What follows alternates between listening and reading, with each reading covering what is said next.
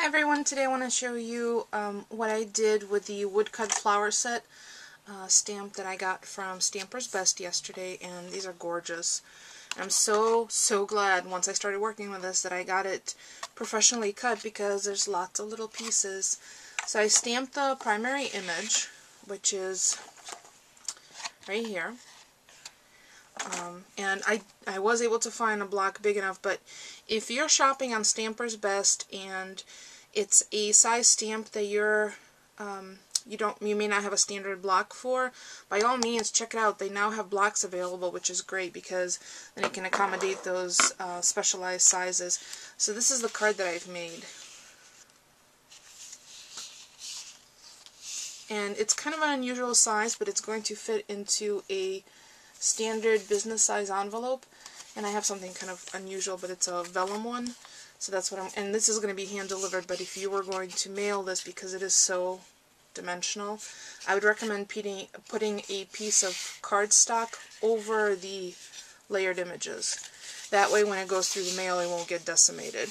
So I'm going to show you how I use the watercolor technique using Copic markers to color in these flowers. So I've already stamped a couple of these little flowers that I'm going to cut out, and this is one of the smaller. I think it's the smallest flower stamp in the set. It's this one right here. And I'm going to, and I stamp on white color cardstock with Memento Tuxedo black ink. And I'm going to grab my markers, and I'm going to use two colors. I'm going to use VB00 and V25. Oh, sorry, VB00 and V25. And the watercolor technique is literally taking your marker and doing this. Since I'm going to be cutting these out, all I'm doing is saturating the paper with a color.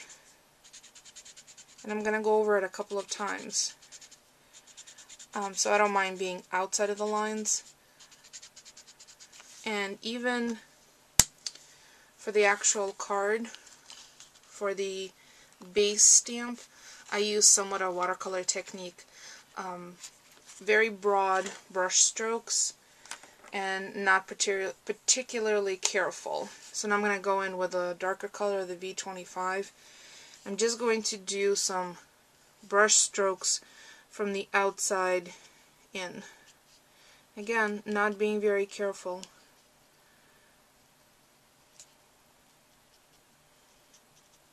Because I'm going to be trimming this out, and I want that like liquid variegated look for the petals.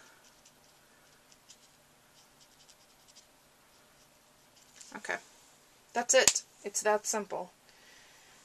And don't be afraid of your markers. I know there's a lot of beautiful techniques out there, and there's a lot of talent, but unless you play, you'll never be able to get the feel for them. So I'm just going to trim these out, and I'll be right back. Okay, so I've trimmed these out, and these are teeny tiny, but these are the smallest ones. I've already trimmed out and adhered the larger flowers, and I'm going to use little black foam squares, dimensional squares, to put them on the card. And these just fit. And I like using the black because if you're looking at the card from the side, it has a tendency to just disappear into the background. And I am going to use a pair of tweezers because my nails have a tendency to kind of get in the way, and especially since I'm trying to get into some smaller spaces. So I'm just going to match up which flower this is going to be going. Is it that one?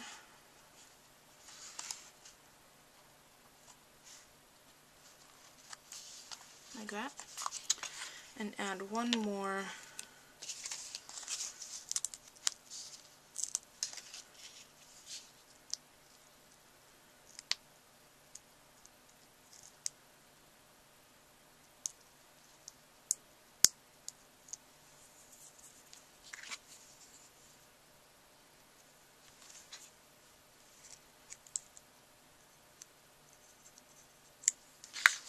and the last one.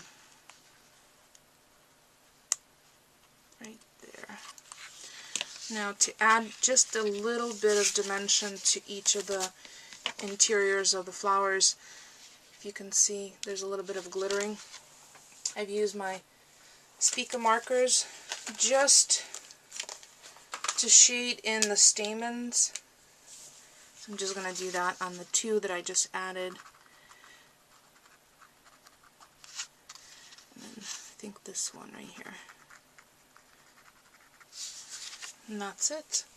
The other ones have been added. The only other thing that I colored in are the leaves, and those are really simple. This card took, even with the coloring, because of the quick watercolor technique that I do, probably no more than half an hour, and that's including trimming out the papers. And I have basil, purple, and black American Crafts in the background. I left this space blank because I want to add a sentiment to it, but I totally forgot to add the sentiment stamps to my shopping cart last time I shopped at StampersBest, so I have to go get those first, and as soon as I do, I'll add a sentiment down here. And then on the back, all I did is add my created by, which is my signature stamp. So if you have any questions about any of the products that I used, I encourage you to stop by StampersBest to check them out. It's wonderful, deep edge rubber stamps. Again, if you have any questions, leave me a comment, or you can stop by my blog. Thanks for watching, everyone.